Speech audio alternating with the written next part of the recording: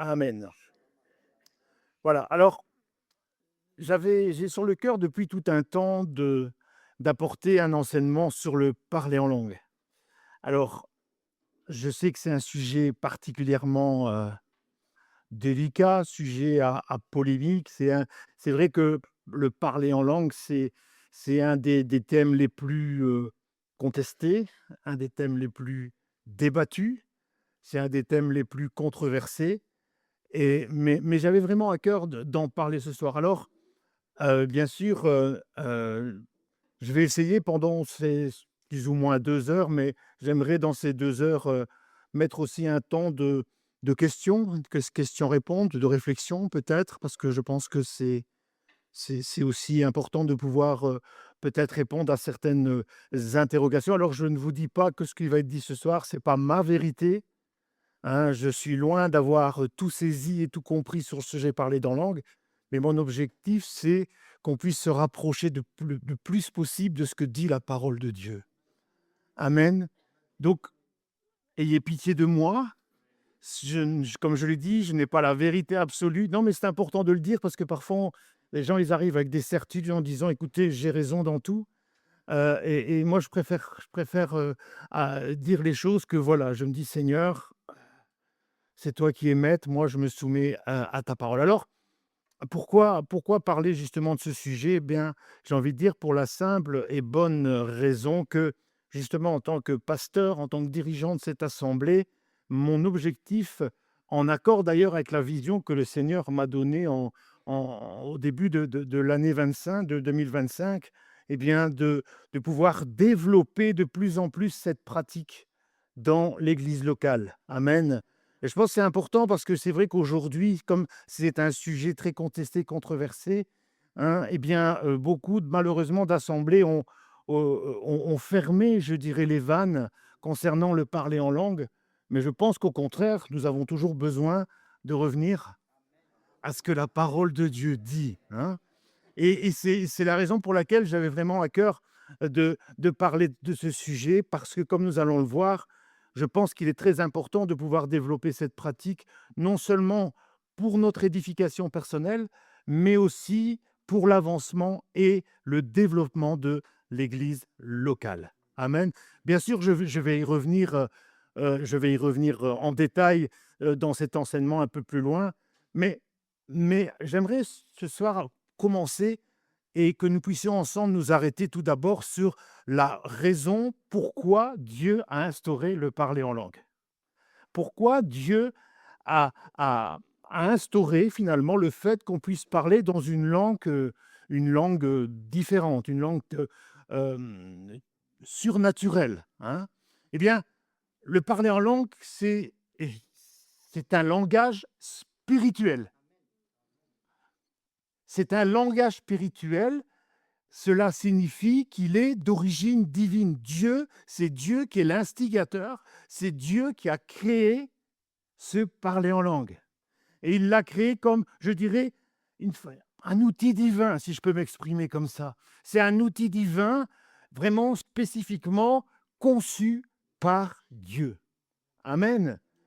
Il est spirituel et ça, c'est important de le dire, il n'est pas charnel, mais en fait, le parler en langue, pourquoi le parler en langue est important? Parce que justement, il fonctionne comme un point de connexion. Il fonctionne comme un point de connexion entre nous et la dimension de Dieu. C'est vraiment une connexion, c'est un peu un intermédiaire, si je peux m'exprimer comme ça, entre Dieu et nous. Et le parler en langue, finalement, fonctionne comme un point de connexion et qui nous fait entrer dans une dimension divine, une dimension surnaturelle. Et justement, au moyen de ce langage, eh bien, le Saint-Esprit a une relation directe avec chacun de nous, indépendamment de toute autre personne, et je dirais même indépendamment de notre propre intelligence. On le voit on voit ce que je viens de dire, on le retrouve dans 1 Corinthiens chapitre 14 et au verset 2. Et là, l'apôtre Paul, il dit: «En effet, celui qui parle en langue, eh bien, ne parle pas aux hommes, mais à Dieu, car personne ne le comprend. Et il dit, c'est en esprit. Donc il y a une connexion entre l'esprit de Dieu et mon esprit et le parler en langue dont je disais, cette connexion. Et dans cette connexion, il dit, c'est en esprit qu'il dit des mystères. Donc il parle de mystères que notre propre intelligence, notre conception, notre logique humaine n'est pas capable de comprendre.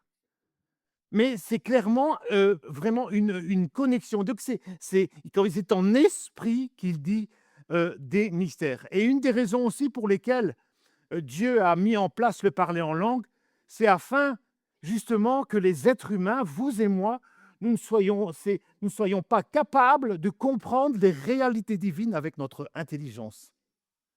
Je pense que Dieu a créé ça, a créé le parler en langue pour que, quelque part, l'être humain ne vienne pas d'essayer de diriger ou de contrôler les choses.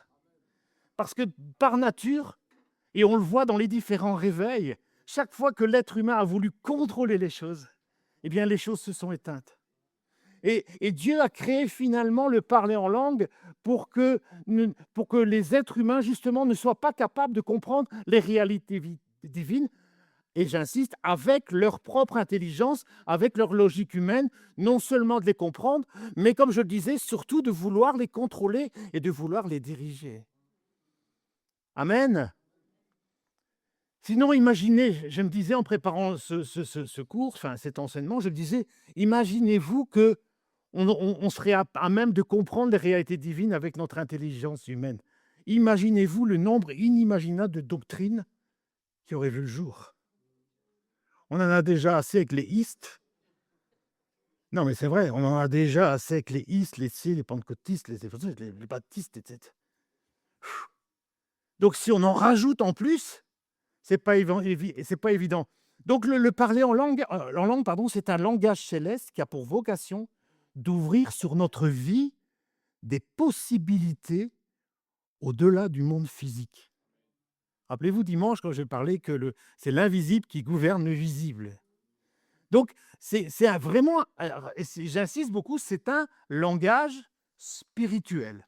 Et il appelle finalement sur nous une dimension qui n'est pas de ce monde. Paul le dit, il dit des mystères qui n'ont rien à voir avec le monde.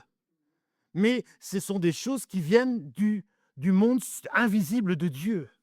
Hein? Et il appelle sur nous une dimension qui n'est pas de ce monde, c'est une dimension divine. C'est pourquoi, et je veux vraiment insister en tant que pasteur, et je veux encourager, insister sur la nécessité du parler en langue. Parce que celui ou celle qui la pratique, qui le pratique régulièrement, eh bien, sera connecté à Dieu pour penser comme Dieu, pour agir comme Dieu, et penser, agir et parler comme Dieu. Ça va, vous êtes avec moi? Je voulais commencer par ça parce que c'est important de comprendre pourquoi Dieu a créé ce langage-là.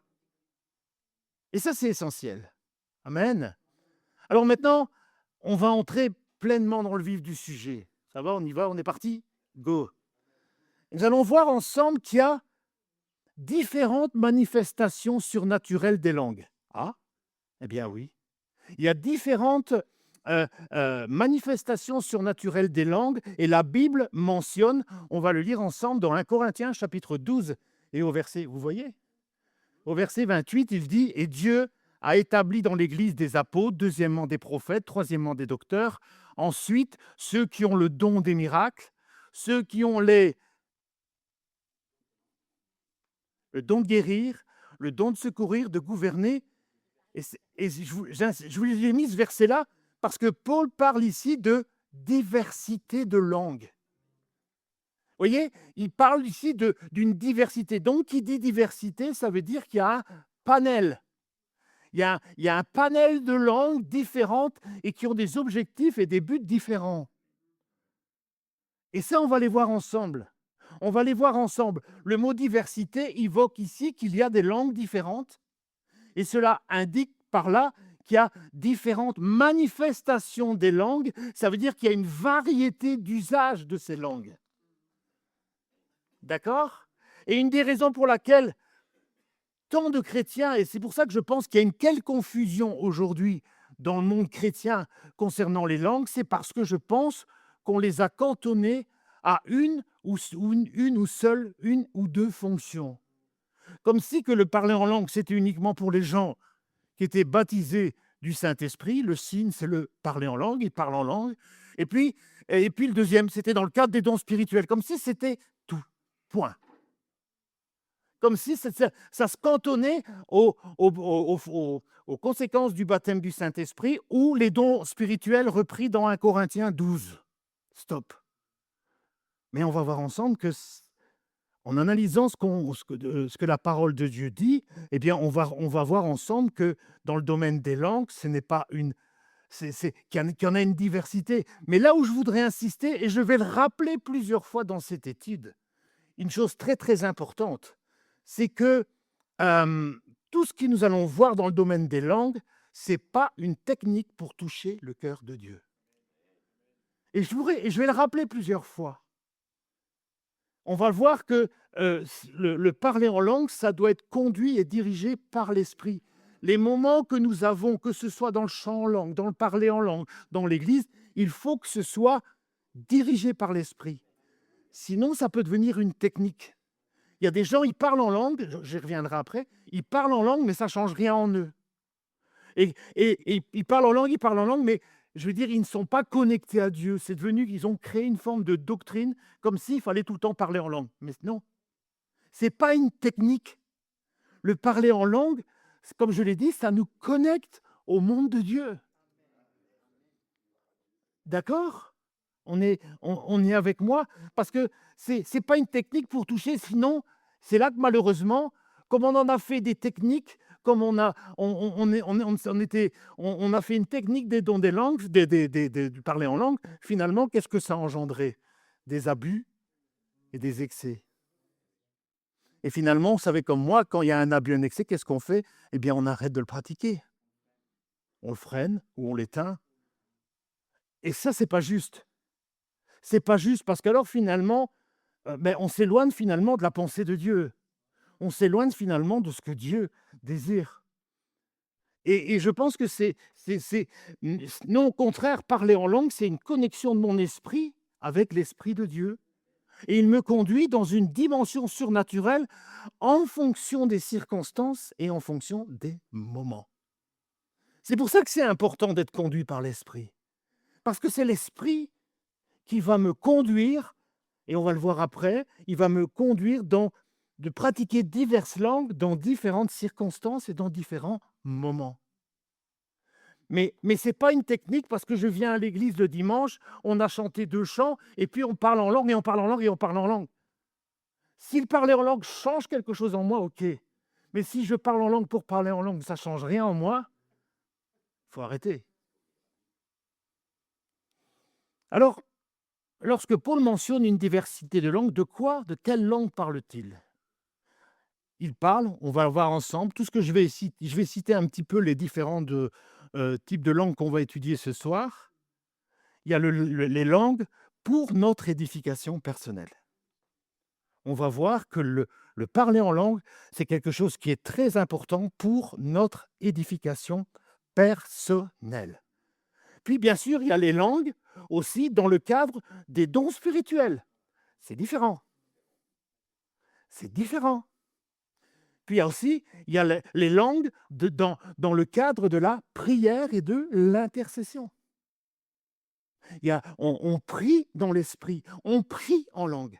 Donc ça, c'est encore une autre forme de langue. Ça veut dire que les langues vont nous servir à prier. Ça veut dire que le Saint-Esprit va nous inspirer à prier en langue, particulièrement pour des combats, pour des luttes, pour un problème, etc., etc. Et puis, il y a les langues aussi, on va le voir, pour les gens, pour les incroyants, la xénoglossie. On va le voir, ça fait peut-être un nom barbare, mais vous allez comprendre ce que c'est. Ça, c'est encore une autre manière que Dieu utilise les langues pour parler à quelqu'un. Et puis, il y a le parler en langue dans le chant.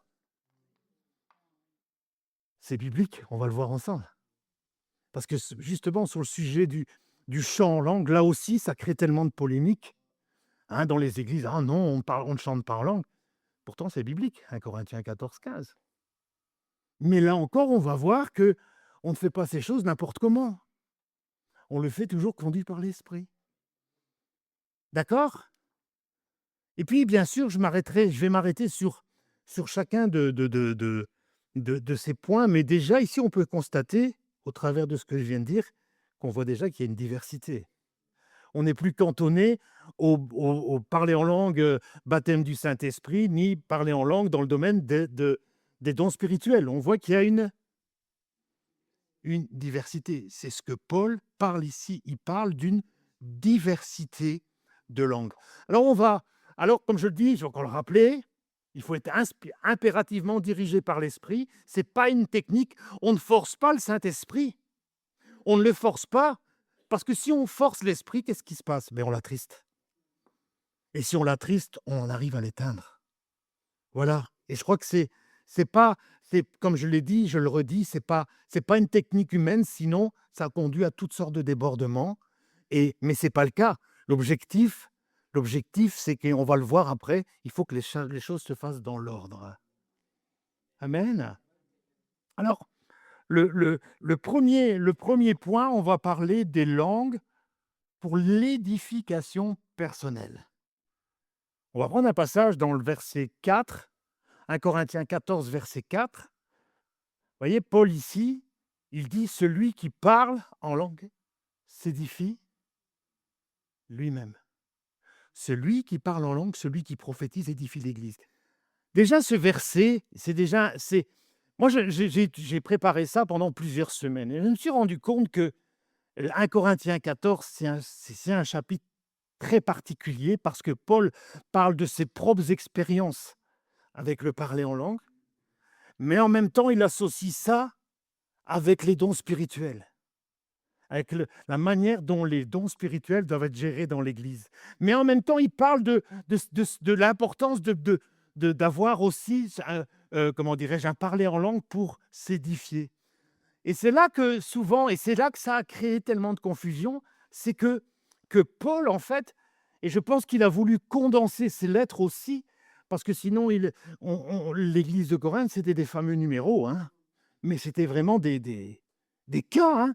Je vais en parler un peu de ce qui se passait à l'Église de Corinthe. C'était la débâcle totale.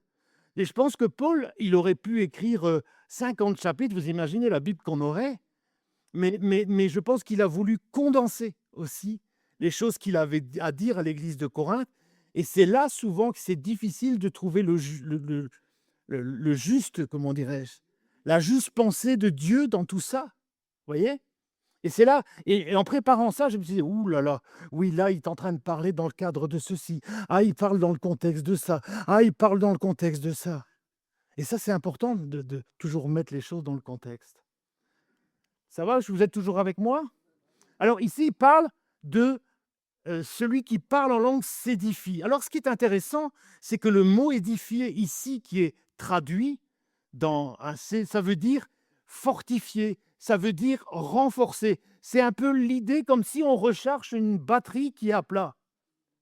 C'est un peu comme une batterie vous voyez, la lampe rouge commence à clignoter là, et qu'on se dit: oh là là, il va falloir recharger ma batterie pour mon vélo électrique ou que sais-je, pour ma visseuse ou que sais-je, mais il y a un moment donné, ça clignote et il est temps de recharger.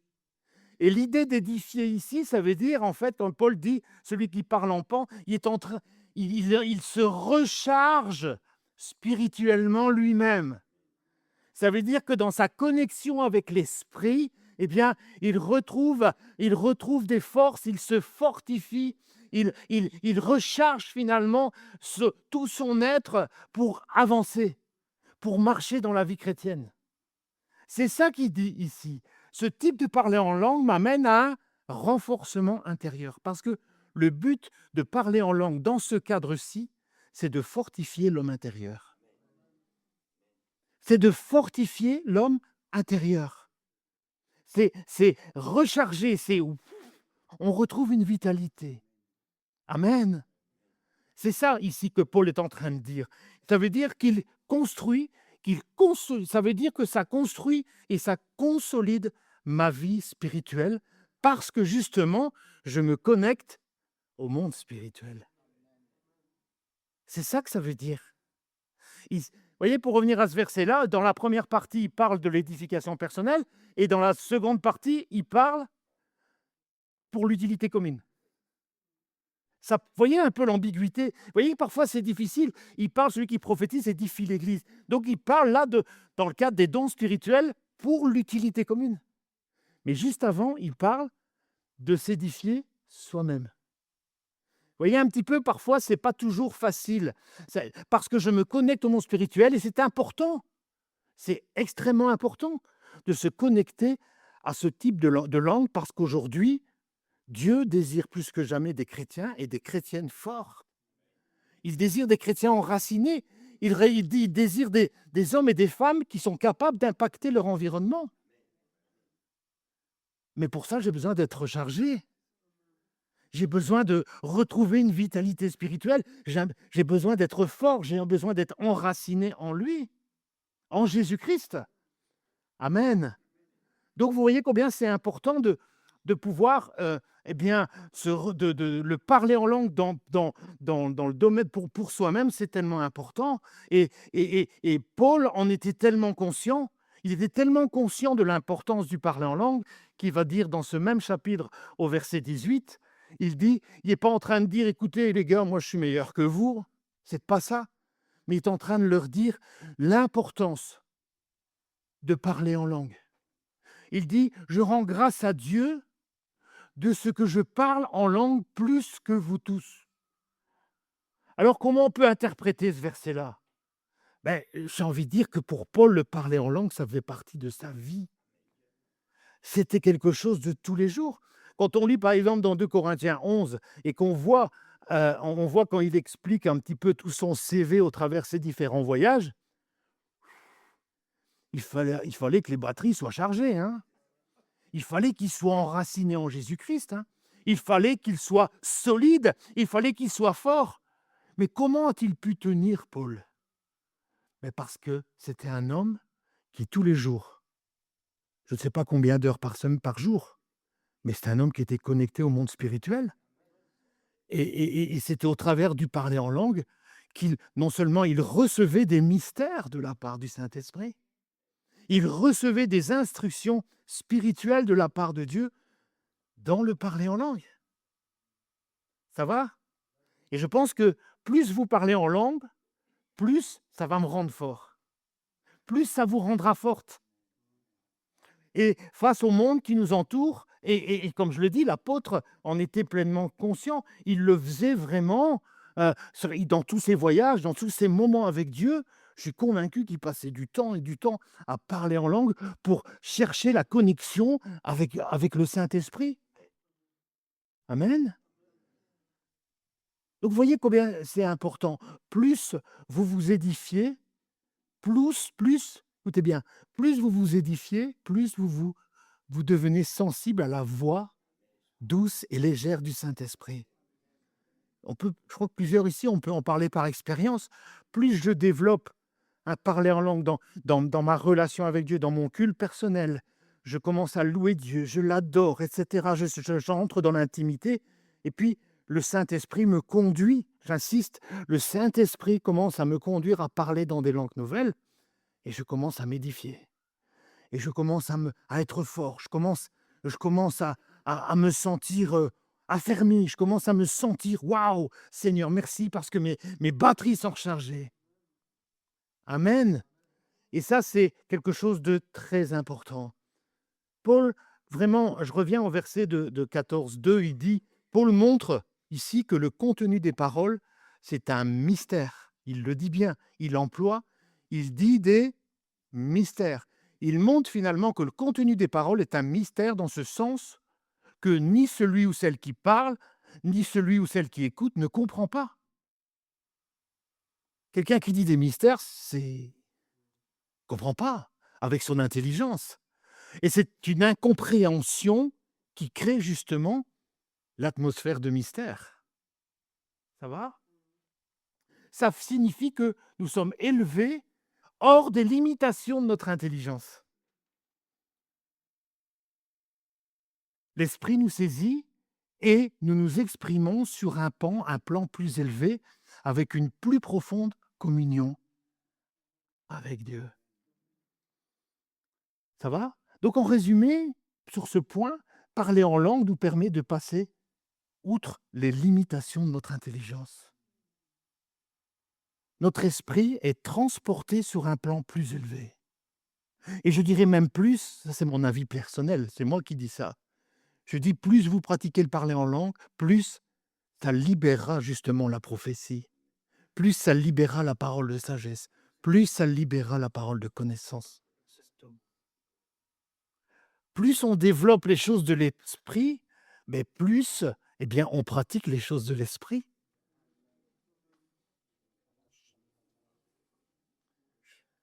Ça va, vous êtes toujours avec moi?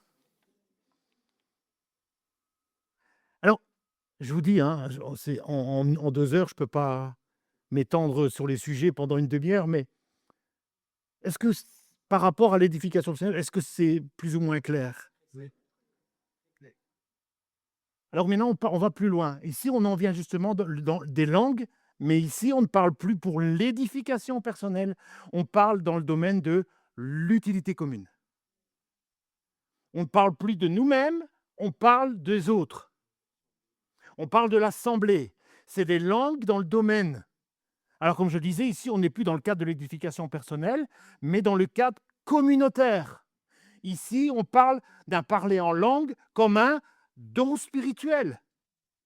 Dans 1 Corinthiens, chapitre 12 et au verset 10, Paul dit ceci encore, à un autre, il parle des dons spirituels et il dit à un autre le don d'opérer des miracles, à un autre la prophétie, à un autre le discernement des esprits, à un autre, vous voyez, la diversité des langues, à un autre l'interprétation des langues. Alors c'est vrai que quand il parle de la diversité des langues et à un autre l'interprétation des langues, là c'est un sujet que c'est quelque chose que je ne vais pas trop m'y lancer parce que là je suis encore dans des incertitudes, vous voyez. Mais quand il parle de diversité de langues et interprétation des langues, qu'est-ce qu'il veut dire? Voilà, donc je préfère pas trop moi, mais je crois que c'est important de faire là, ici, la différence entre l'édification personnelle et le don spirituel. Mais ce qui est important, et là où je veux en amener aussi, c'est que dans le cas du parler en langue, dans le cadre des dons spirituels, il doit impérativement être suivi de l'interprétation. Parce que si dans une assemblée, quelqu'un commence à parler en langue, mais qu'il n'y a pas d'interprétation, ça sert à quoi? Ça sert à rien. Mais il faut ça, il doit être pas pour être justement parce que s'il y a une interprétation, alors il est utile pour tout le monde. Il est utile pour, tout le monde. C'est ce que Paul dit dans le verset 7 juste avant. Il dit dans le verset 7: «Or à chacun la manifestation est donnée, pour l'utilité commune». C'est pour l'édification, c'est pour l'avancement de l'Église locale. Dieu parle, Dieu donne des révélations au travers des dons, et puis au travers particulièrement du parler en langue, eh bien, il faut qu'il y ait une interprétation, sinon, je ça va? Paul dit clairement que si quelqu'un parle en langue en public sans interprète, Paul est clair. Vous savez, l'Église de Corinthe, c'était tellement le bousouf, pardonnez-moi de l'expression, que Paul a dit: «Taisez-vous». Regardez dans 1 Corinthiens 14 et au verset 26 et 27, il dit: «En est-il ceux qui parlent en langue? Qui dit que 2 ou 3 parlent, chacun à son tour, et que quelqu'un interprète?» Pourquoi il dit ça? Parce que dans l'église de Corinthe, ils criaient en langue alors, ils hurlaient même. C'était le désordre total, hein, c'était pour celui qui parlait le plus fort en langue, c'était pour celui qui et puis à un moment donné, Paul dit: «Il faut que ça arrête», parce que regardez dans le verset 28, il dit: «S'il y a point d'interprète, il dit qu'on se taise». Où? Dans l'église, et qu'on parle à soi-même et à Dieu. Alors vaut mieux parler en langue sans commencer à crier dans tous les sens, Mais si c'est dans le cadre des dons spirituels, alors il faut impérativement une interprétation. D'accord? Sinon l'Église, elle n'en retire rien. Si elle en retire du désordre et puis ça crée des tensions dans l'Église. Parce qu'on va se dire: «Mais» et surtout Paul, il en parle, il dit: «S'il y a des nouvelles personnes qui arrivent dans l'Église et qui voient des gens qui commencent à parler en langue dans tous les sens, bah, les gens, ils vont déguerpir, hein. Ils vont se dire: «Mais où je suis tombé ici?» Hein, vous voyez qu'il faut faire quand même les choses, hem, sagement. Le don spirituel du parler en langue et interprétation, et là je voudrais ouvrir une petite parenthèse, j'ai envie de dire et je l'ai vu, c'est rarifié aujourd'hui. S'il y a bien un don qui s'est rarifié aujourd'hui dans l'église locale, c'est le don du parler en langue et l'interprétation. Ça fait des années, voire même des décennies, que je ne le vois plus pratiquer. Je ne sais pas vous, mais on le voit de moins en moins pratiquer, et particulièrement le don d'interpréter. Non, mais c'est vrai. Regardez dans 1 Corinthiens 14, dans le verset 13, je te fais travailler, hein, aujourd'hui, Aurélien. C'est pour ça qu'il dit que c'est pourquoi que celui qui parle en langue prie pour avoir le don d'interpréter. Donc ça veut dire aussi que la personne qui reçoit le don spirituel du parler en langue, eh bien, il dit qu'il prie aussi pour qu'il interprète. Ça peut être elle-même qui interprète, ou bien ça peut être quelqu'un d'autre aussi. Voilà. Maintenant, à ce niveau-là, parce que c'est clair, hein, il dit que celui qui parle en langue prie, il parle de cette même personne, qu'elle reçoive le don d'interpréter. Donc l'interprétation, c'est aussi un don.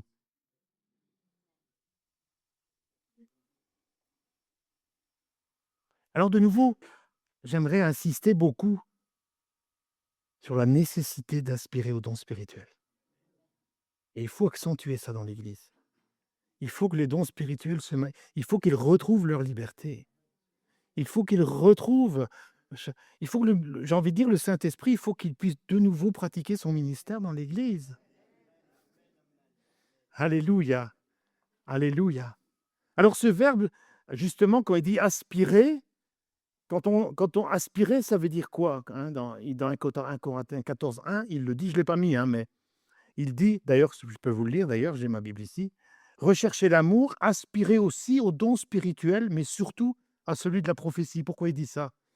Parce que justement, il va insister aussi que l'importance du parler en langue, c'est pour l'utilité commune, c'est pour l'avancement de l'Église, et c'est pourquoi il dit: «Aspirez aux dons», et remarquez que Paul, le verbe «aspirer», ça implique quoi? Et ça implique un désir. Ça implique un désir profond. Il y a comme quand on aspire à quelque chose, il doit y avoir une faim spirituelle.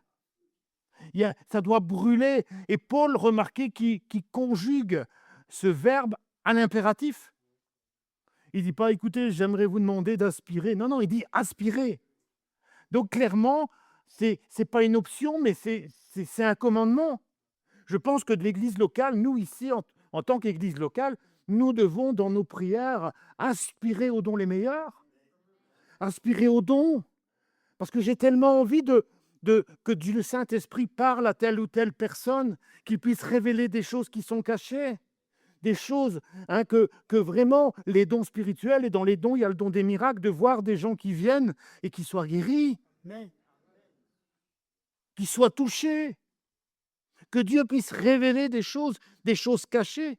Le don du discernement des esprits aussi, pour voir si ce qui se cache derrière parfois, ce qui se passe dans la vie d'une personne. Parce que parfois les réactions dans la vie d'une personne, ça peut être lié à un démon. Et le discernement des esprits, il est là aussi pour éclairer les choses. Regardez la femme courbée dans Luc 13, la Bible nous dit qu'elle était courbée depuis 18 ans, mais c'était un problème médical, mais c'était lié à un démon. C'était un démon qui la maintenait courbée. Et si dans l'Église, nous ne sommes pas capables de voir le démon qu'il y a derrière les situations, il y a un problème. Ça va? Et Paul conjugue ça parce que les dons servent à construire les autres. Je vais le redire. Les dons servent à construire les autres. et rendre finalement Dieu visible au milieu de son peuple. Il faut que Dieu, quelque part, devienne visible au milieu de son Église. Et pour cela, il utilise les dons spirituels. Des dons comme la prophétie, les dons de révélation, les miracles visent à faire grandir l'ensemble de l'assemblée dans la foi. Donc, mes amis, aspirez aux dons spirituels. Alors, permettez-moi d'éclairer aussi un point qui amène bien souvent de la confusion concernant justement ces deux points. Dans l'Épître aux Corinthiens, Paul pose une question rhétorique. Dans Corinthiens 12, 30, il dit: Tous ont-ils le don des miracles? Tous ont-ils le don des guérisons? Tous parlent-ils en langue? Tous interprètent-ils? Donc, vous voyez, Paul, dans 1 Corinthiens 12, il dit ça. Il dit: Tous parlent-ils en langue? Et dans 1 Corinthiens 14, 5, Paul dit: Je désire que vous parliez tous en langue. Je désire, vous voyez, mais que vous prophétisiez, encore pour l'utilité, pour faire du bien aux autres. Mais il dit: Je désire que vous parliez tous en langue. Alors, je me disais, mais y aurait-il une contradiction dans l'enseignement de Paul? Si d'un côté il dit: Tous parlent-ils en langue, et puis il dit: Je désire que vous parliez tous en langue. Y a-t-il une contradiction dans l'enseignement de Paul? Bien sûr que non. Mais ces deux paroles établissent une claire distinction entre deux domaines d'activité du parler en langue. D'une part, il y a un moyen d'édification personnelle et l'autre, par un don. Et je pense, et je voudrais ouvrir une parenthèse sur le fait que lorsque nous lisons et nous prenons un verset, j'aimerais vous encourager à lire et à regarder le contexte. Regardez le contexte. Et particulièrement dans le domaine des dons spirituels, si vous ne lisez pas le contexte, alors on peut prendre une mauvaise direction, et c'est ainsi que naissent des doctrines, des théologies. Par exemple, ce verset de 1 Corinthiens 30, justement, combien de personnes s'en sont servies de ce verset-là, verset 30? Combien d'églises, combien de pasteurs, combien de gens se sont servis de ce verset pour justifier que c'était plus nécessaire de parler en langue aujourd'hui? On s'est servi de ce verset en disant: Tous parlent-ils en langue. Donc ça veut dire que c'est plus nécessaire de parler en langue. On s'est servi de ce verset-là pour dire: oui, mais aujourd'hui, ce temps-là, c'était le parler en langue, il a cessé peu après les temps apostoliques. Et on a utilisé ce verset-là pour dire finalement: c'est bon, c'est tout maintenant, ça s'est éteint. Alors que, et j'en reviens encore au contexte, or le contexte ici démontre ici que Paul parle du parler en langue comme don spirituel. Il parle des dons spirituels ici. Pourquoi? Parce qu'il reprend: tous parlent-ils en langue, tous ont-ils le don des miracles, tous ont-ils le don des guérisons. Il parle dans quel contexte? Il parle dans le contexte des dons spirituels. Et c'est pour ça que c'est important de toujours étudier le contexte d'un verset. Parce que tous ceux et celles qui sont baptisés du Saint-Esprit et qui parlent en langue n'ont pas nécessairement reçu un don spirituel pour l'édification commune, pour l'utilité commune. Il y a plein de gens dans nos églises qui sont baptisés du Saint-Esprit, mais est-ce que pour autant, ils sont utilisés dans les dons spirituels? Non. Et ce verset-là, c'est dans ce cadre-là. C'est cela qui veut dire. Pouvons-nous prétendre que toutes les personnes baptisées du Saint-Esprit devraient tous avoir des dons? Moi, je dis non. Parce qu'il y a des gens qui sont des chrétiens engagés, nés de nouveau, etc. Mais c'est pas pour autant que le Saint-Esprit les utilise dans le domaine des dons spirituels. La preuve, c'est qu'il dit: tous parlent-ils en langue. Ça sous-entend quoi? Tous n'ont pas un don de guérison. Si on avait tous un don de guérison, eh bien, toi, je t'envoie maintenant en Ambroise Paré, toi, tu vas aller maintenant à Warkini, toi tu vas aller là, tu vas aller là, et tout le monde est guéri, hein. Mais ça marche pas comme ça. Ça marche pas comme ça. Non, mais si vous imaginez si tout le monde avait le don de guérison, si tout le monde avait le don des miracles, je sais pas, c'est une réflexion, hein. Parce que c'est le Saint-Esprit lui-même qui distribue les dons comme il le veut. 1 Corinthiens 12, 11. Je sais pas si je l'ai mis. Non, je l'ai pas mis? Un seul et même esprit opère toutes ces choses. Il parle des dons spirituels et il les distribue à chacun en particulier, comme il le veut. Donc ça veut dire que même si tu es baptisé du Saint-Esprit et que tu parles en langue, ça veut pas dire nécessairement que tu vas opérer, que tu vas manifester les dons spirituels.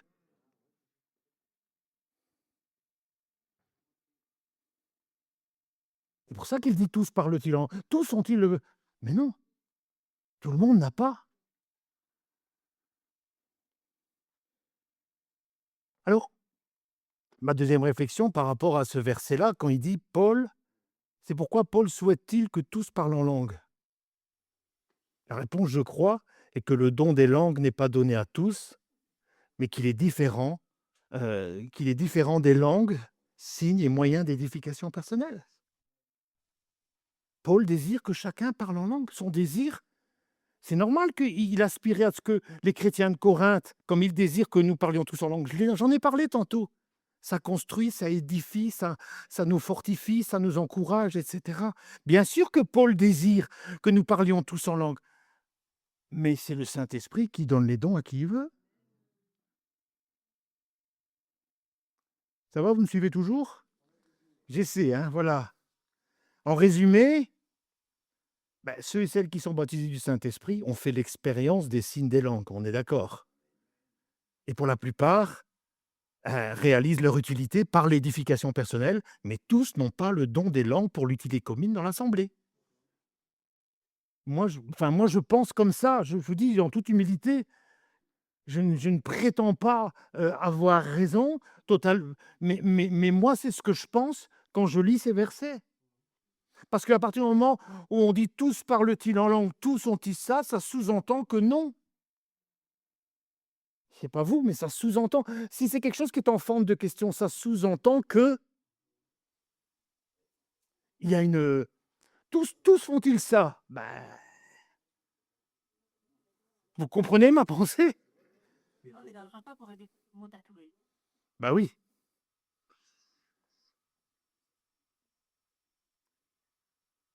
Alors, un autre aspect, c'est les langues comme signe pour les non-croyants. Ah, ça aussi, ça existe? Ben oui. Vous savez, lorsqu'on parle du parler en langue comme signe du baptême du Saint-Esprit ou comme don spirituel, on parle de la glossolalie. Vous avez entendu parler de la glossolalie?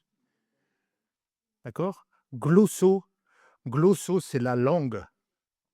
Lali, en latin, c'est le parler, parler en langue. Ça consiste à une pratique d'expression inintelligible. On l'a vu, hein, il parle des mystères, etc.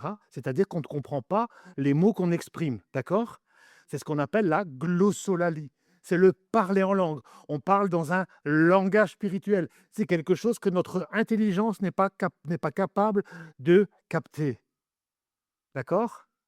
C'est la raison d'ailleurs, on vient d'en parler, que dans le cadre des dons spirituels du parler en langue, il faut une interprétation, d'accord? Mais regardez dans 1 Corinthiens 14, 2, Paul dit une parole intéressante. Il dit: «Par conséquent, les langues sont un signe, non pour les croyants, mais pour les non-croyants». Hein? Vous voyez, on parle encore d'une autre forme de langue. Il dit: «Les langues sont un signe, non pour les croyants, mais pour les non-croyants. La prophétie, au contraire, est un signe, non pour les non-croyants, mais pour les croyants». C'est intéressant, c'est ce qu'il dit ici. Il est en train de parler que les langues sont un signe pour les non-croyants. Alors comment les langues peuvent-ils être un signe pour les païens? Alors ici, on parle de xénoglossie. Glossie, allez, on va voir si vous avez les élèves là. Glossie, c'est xéno, le mot xénophobe, étranger. C'est d'ailleurs le mot xénophobe, la xénoglossie, ça veut dire une langue étrangère. C'est le fait finalement, qu'est-ce que ça veut dire? Ça veut dire que c'est parler une langue qui est parfaitement inconnue pour la personne qui l'a dit, mais qui va toucher quelqu'un qui qui va être comprise par une personne, peut-être d'un autre pays ou d'un autre continent.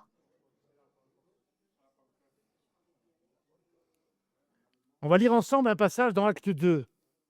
Ici, on va voir un cas typique de xénoglossie, qui veut dire langue étrangère. Rappelez-vous, au jour de la Pentecôte, au bruit qui eut lieu, la multitude accourut et elle fut confondue parce que chacun les entendait parler dans sa propre langue. Ça, c'est ce qu'on appelle la xénoglossie. Ça veut dire que ces gens-là, ils parlaient des langues qu'eux-mêmes, ils ne comprenaient rien du tout, mais il y avait des gens qui le comprenaient. Regardez ensuite. Ils étaient tous dans l'étonnement et la surprise et ils se disaient les uns aux autres, voilà ces gens qui parlent, ne sont-ils pas tous galiléens? Et comment les entendons-nous dans notre propre langue? À chacun dans notre langage maternel. Ça, c'est ce qu'on appelle la xéno. C'est une autre forme de langue. Et combien, et moi j'aspire que ça se passe aussi dans l'église ici, que quelqu'un à un moment donné commence à parler dans une langue que nous on va se dire. Allez, je vais prendre un exemple. Si je ne, vous savez, je ne parle pas mandarin, je ne parle pas catalan, je ne parle pas bora. Non, non. En fait, j'ai jamais appris le catalan, j'ai jamais appris le mandarin, j'ai jamais appris ces langues-là. Mais le Saint-Esprit pourrait me donner tout à coup de m'exprimer dans un mandarin parfait. Et impeccable dans un contexte, et j'insiste, dans un contexte particulier pour annoncer l'Évangile. Et ces gens-là, c'est ce qui s'est passé. La Bible nous dit qu'ils ont eu le cœur touché parce qu'ils disaient, mais ces gens-là, ils sont en train de parler peut-être un dialecte de leur région. On peut le lire, on va tout lire comme ça. Parthes, Mèdes, Élamites, ceux qui habitaient à Mésopotamie, la Judée, la Cappadoce, le pont d'Asie, la Phrygie, la Pamphylie, l'Égypte, le territoire de Libye voisine de Cyrène, et ceux qui sont venus d'Europe, juifs et prosélytes. Ça en fait du monde. Crétois et Arabes, comment les entendons-nous parler dans nos langues les merveilles de Dieu? C'est la xénoglossie. C'est une autre variété de langue qui sert à toucher des gens qui ne sont pas chrétiens, qui sont païens. Vous voyez que les langues, c'est quand même divers, hein? C'est quand même diversifié quand même. Voilà. C'est un don venant du Saint-Esprit qui donne la capacité de parler en langue étrangère qui n'a jamais été apprise. D'accord? Alors, on continue? Ça va alors.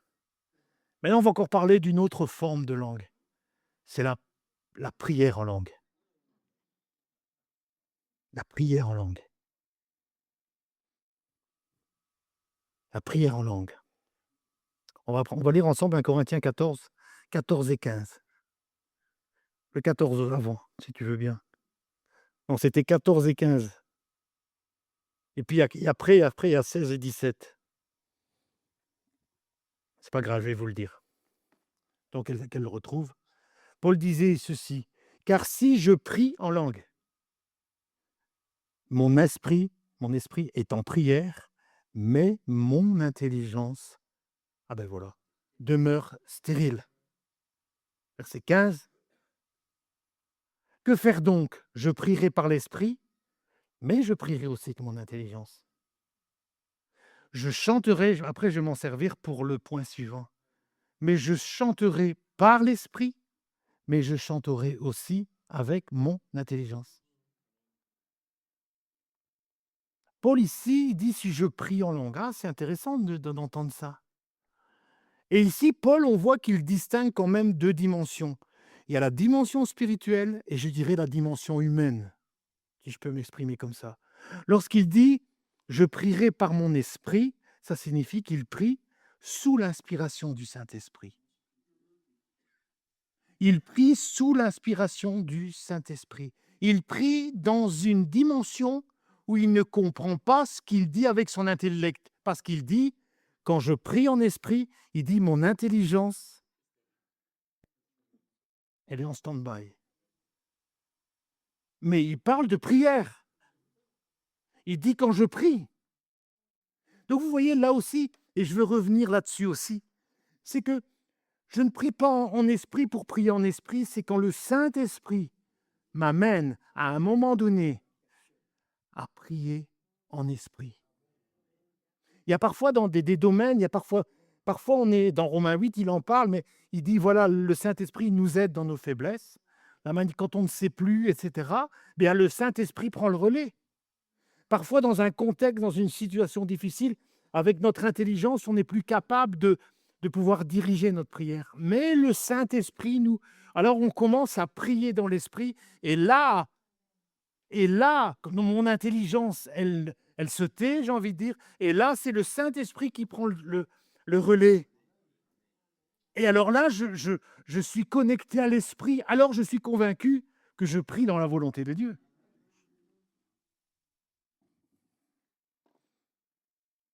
Et lorsqu'il dit « je prierai », c'est ça, je prie dans une dimension que je ne comprends pas, ce qu'il dit avec son intellect, parce que, comme je l'ai dit, selon ses propres propos, il dit « mon intelligence, elle est stérile ». Ça sous-entend que son intelligence ne produit pas la compréhension. D'accord? Il est en connexion avec l'Esprit qui l'inspire dans ses prières. Je ne sais pas si vous pratiquez ça souvent, pour ceux qui sont baptisés dans l'Esprit, mais moi je vous invite à le faire, hein. Il faut le faire, je sais qu'il le fait souvent. Et il faut développer ça dans votre vie avec Dieu. Il faut prier en langue. Il faut vous laisser inspirer par l'Esprit. Hein? Et donc on est connecté, alors on entre. Et parfois on dit des choses en esprit, mais je ne saurais même pas vous dire si je suis en train de prier. Peut-être que je suis en train de prier, ou bien je suis peut-être en train d'intercéder pour quelqu'un. Comme je dis des mystères, soit que je m'édifie moi-même, je me fortifie, mais peut-être qu'aussi, mais je suis en train de prier pour quelqu'un.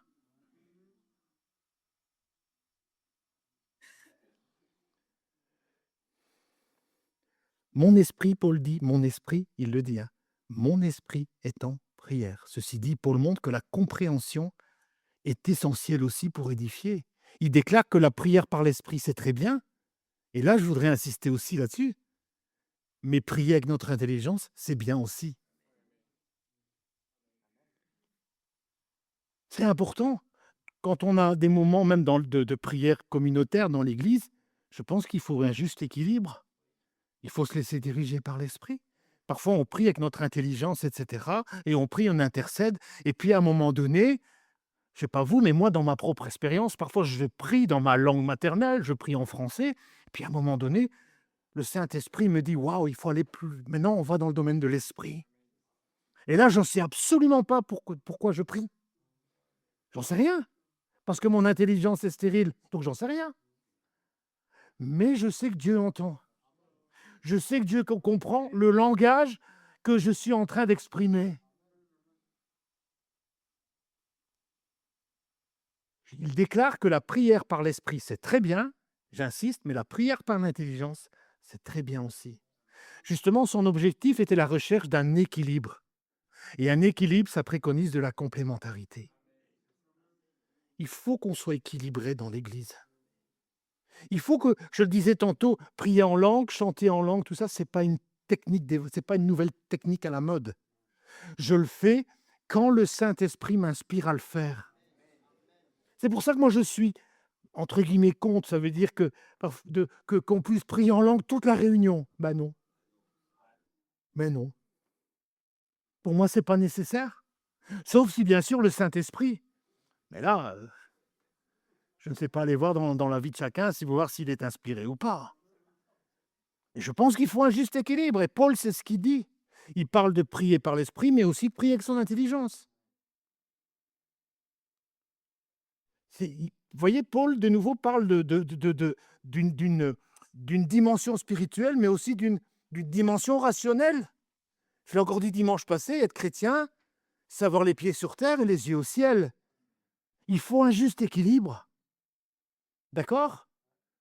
Et c'est ça qui est important. Tout comme ici, il parle de la prière. Et regardez dans le verset 15, il parle de chanter par l'esprit. Et voyez, là aussi encore, il parle de chanter aussi par l'esprit, mais il parle aussi de chanter aussi avec l'intelligence. Vous imaginez dans un culte où on chante en langue de 3/4 d'heure.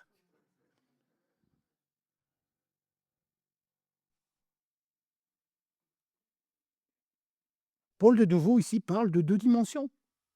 Il est bon de rappeler que le chant, et je vais encore le rappeler pour tout le monde, j'aimerais rappeler que le chant dans l'église, c'est pas seulement une activité, c'est avant tout un acte spirituel.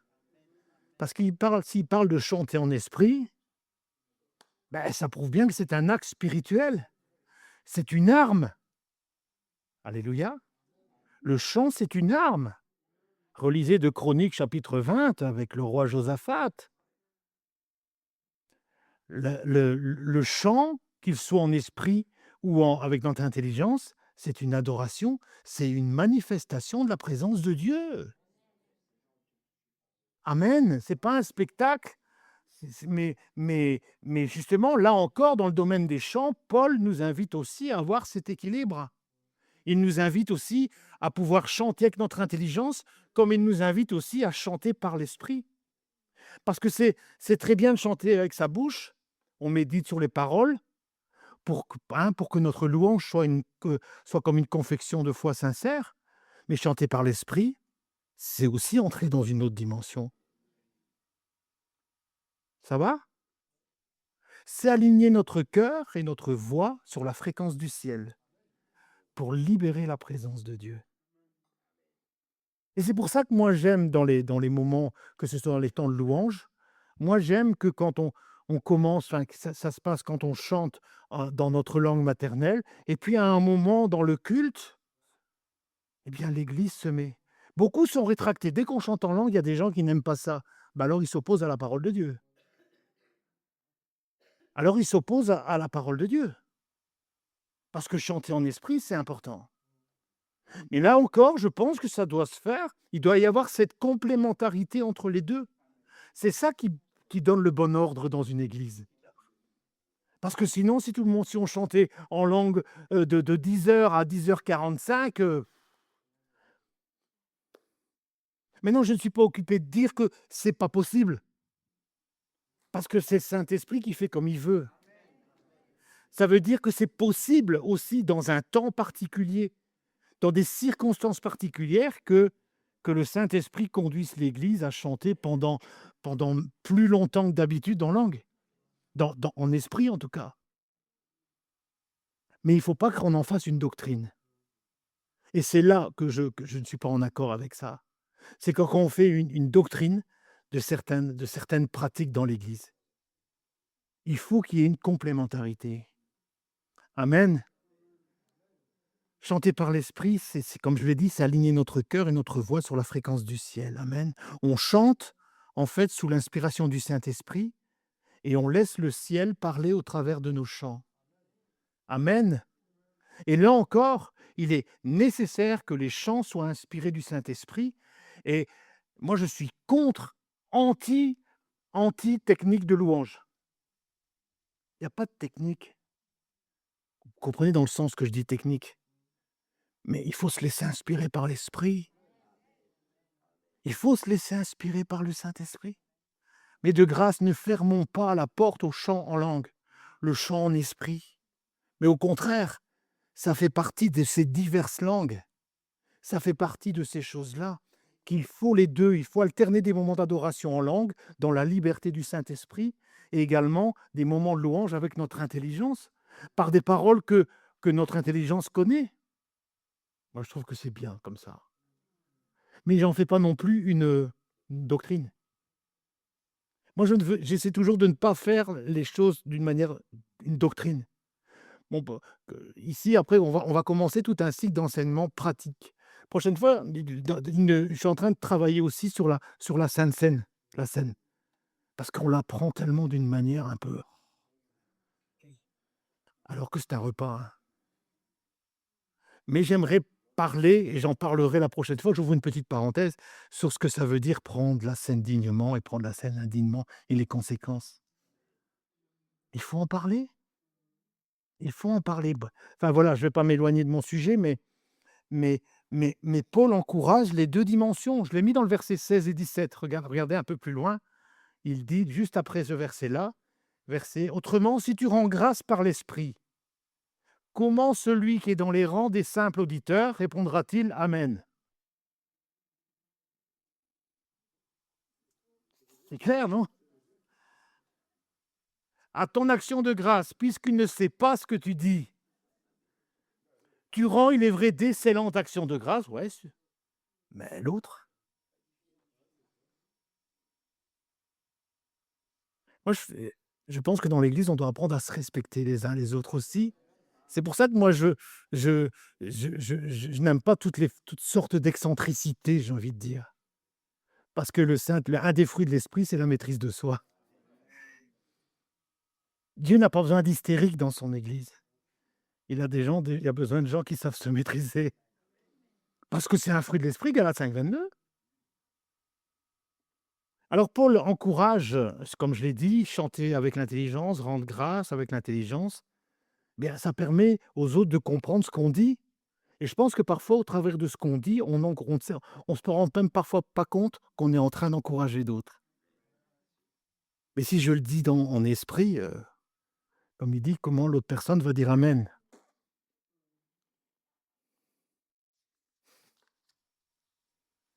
Ça va? Alors je voudrais vraiment insister encore sur l'importance particulière sur ces 2 derniers points. Ne n'en faisons pas une doctrine personnelle. Amen. Mais plutôt, laissons-nous inspirer par le Saint-Esprit. Comme je l'ai dit, en fait, je vais répéter un peu tout ce que je viens de dire avant. Il n'est pas nécessaire de prier en langue tout le long d'une réunion de prière. Il n'est pas nécessaire de chanter en langue tout le long d'un temps de louange imparti d'un culte. Sinon, on peut en faire une doctrine et s'éloigner de la pensée biblique. Ça, c'est mon avis. Ça, c'est ce que moi je pense. Mais comme je vous ai dit tantôt, je veux rester humble devant cette situation. Dieu est un Dieu d'ordre. Dieu n'est pas un Dieu de confusion. Rappelons-nous que ces conseils de Paul, et là je voudrais parler de ça aussi parce que c'est important. Paul, ici, est en train de donner des conseils à une église très particulière. Je ne sais pas si vous avez déjà eu l'occasion d'étudier, un petit peu ce qui se passait dans cette église-là. Dans cette église, il y avait beaucoup de c'est ça le paradoxe, c'est que dans cette assemblée-là, il y avait beaucoup de dons spirituels, mais il y avait au contraire très peu de maturité spirituelle. On le voit dans Corinthiens 3, il dit: «Je voudrais tellement vous apporter quelque chose de solide, mais vous en êtes toujours au biberon, il faut toujours vous donner un biberon, alors que peut-être ça fait des années que vous êtes dans l'église, mais vous n'êtes pas capable de manger une nourriture solide». Et c'est ça un peu le paradoxe qu'il y avait dans cette église-là. Alors pour vous résumer un peu ce qui se passait dans l'église, vous êtes prêts? Alors il y avait un désordre moral, il y avait un désordre relationnel, il y avait des jalousies, il y avait des rivalités. En fait, il y avait une sorte d'anarchie spirituelle dans l'église de Corinthe. Mais non, mais lisez les textes. En fait, certains vivaient dans le péché sexuel et l'Église tolérait ça. C'est pour ça que dans 1 Corinthiens 6 et 7, Paul remet de l'ordre en ce qui concerne les choses d'ordre sexuel. Il dit: «Il vaut mieux se marier que de brûler», parce que là, en fait, il y a des gens qui se convertissaient, mais pardonnez-moi, ils allaient voir ailleurs, quoi, et on trouvait ça presque normal. Donc il y avait là tout un il y avait un péché et en même temps, il était quelque part toléré. Et ils avaient vraiment des gros problèmes entre eux au point que, écoutez bien, les gens dans l'église se poursuivaient devant les tribunaux. C'est pour ça que dans l'église de Corinthe, pourquoi Paul parle beaucoup de la scène, justement? De prendre la scène dignement et cetera. Parce que là, il y a des gens qui prenaient la Sainte Seine, mais ils étaient en procès avec d'autres, ils les traînaient dans les tribunaux. Vous imaginez l'ambiance? Et puis il y avait tellement il y avait de l'inceste aussi, vous savez ça? Il y avait de l'inceste dans l'église, hein, relisez, je crois que c'est dans 1 Corinthiens 5. Il y avait de l'inceste dans l'église de Corinthe. Il y avait l'immoralité sexuelle et là, on en vient justement à ce qu'il dit ici, il y avait un désordre dans le culte. Ça veut dire que, eh bien, il y avait des gens que pendant le culte, ils parlaient tout le temps. Vous imaginez si tout le monde parlait ici pendant le culte? Bah, ce serait l'anarchie. Alors, en même temps, il y avait des gens qui criaient en langue. Vous imaginez? Ils criaient en langue et même, il y en a d'autres qui prophétisaient justement sans il y avait pas d'ordre et on prophétisait. C'est pour ça que Paul, il dit: «Oh, oh, oh, oh, oh». On se calme, que s'il y a des dons et cetera, que 2 ou 3 et cetera, il fallait recadrer tout ça parce qu'en même temps, il y avait une guerre des égos. «Ouais, tu as prophétisé, beh, moi aussi alors et allons-y». Ah mais non, mais lisez l'histoire de l'Église, lisez, si hein, il y a des excellents livres sur, le la vie dans au sein de l'Église de Corinthe et encore moi je vous donne un résumé, mais c'était chaud, hein? C'était chaud, hein? Ils criaient dans tout ça, hein, mais et c'est là que je veux en venir, le Saint-Esprit, ne rend pas hystérique, il donne au contraire la maîtrise de soi. Amen. Corinthe, c'était une ville riche, c'était une ville, très, très immorale. Qui était influencé aussi par la culture païenne. Donc, qu'est-ce qui se passait? Eh bien, quand il y avait des nouveaux convertis qui arrivaient dans l'église, eh bien, ils venaient avec leur ancienne habitude et allons-y et on fermait les yeux. Donc, vous voyez bien le topo et l'image et c'est pourquoi Paul a écrit 2 lettres à cette église dans ce contexte-là et j'ai envie de dire: «Merci Seigneur, on n'est pas dans ce cadre-là». Ah je vous êtes d'accord, on n'est pas dans ce cadre-là nous, hein? Ah ça va. Non mais voilà, donc je pense que je voulais le souligner quand même parce que ici, dans cette lettre, Paul est obligé de mettre vraiment, vraiment de l'ordre parce que c'était le désordre total. Mais ceci dit, dans ce qu'il a écrit, il nous a donné aussi pour nous, Église, des millénaires après, il nous a donné aussi des pistes, des clés, si on peut dire comme ça, pour que nous puissions justement, beh, faire les choses dans l'ordre. L'ordre, ça veut dire est-ce qu'on peut quand on dit ordre, ça veut dire qu'il faut commencer à réglementer les choses? Non, pas du tout. Moi, je suis très enfin, quand je dis ouvert à l'esprit, très ouvert, on se comprend, hein, faut pas ici faire le poirier, c'est pas ça que je veux dire. Mais, ah, je pensais que j'avais perdu quelque chose. Mais est-ce que j'ai perdu le fil de mon idée maintenant, je sais plus ce que je voulais dire.